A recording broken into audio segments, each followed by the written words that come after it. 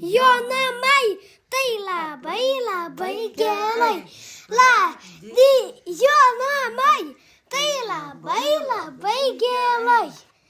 Labą dieną. Šiandien mes, močiutės, atėjome paklausti apie jos sodą. Ar auginate augalus, kur jie auga?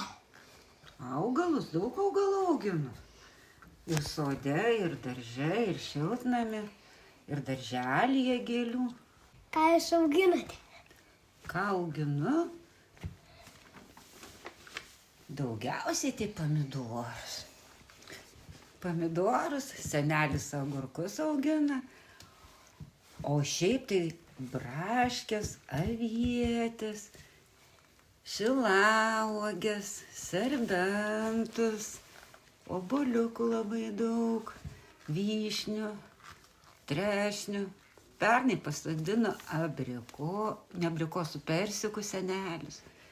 Ir daug gėlyčių tarp. Jei augalų neleistat, kas jam nutinka? O jeigu tau neduotų gerti, kas tau būtų? Numirsiu. Tikriausiai užtrokštum ir numirtum, taip ir augalas. Turi gauti vandenuko, kad galėtų gyventi. Ar būna, kad augalai supūna, kodėl?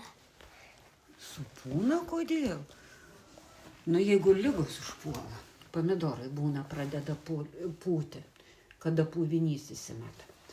O šiaip tai nelabai jau jie supūna, jeigu juos prižiūri deramai. Kada prasideda augalų sezonas ir kodėl? Kada prasideda? Pavasarį.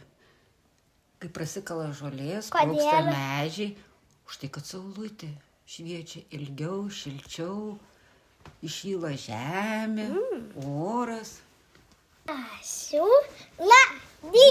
Jo namai, tai labai labai gerai.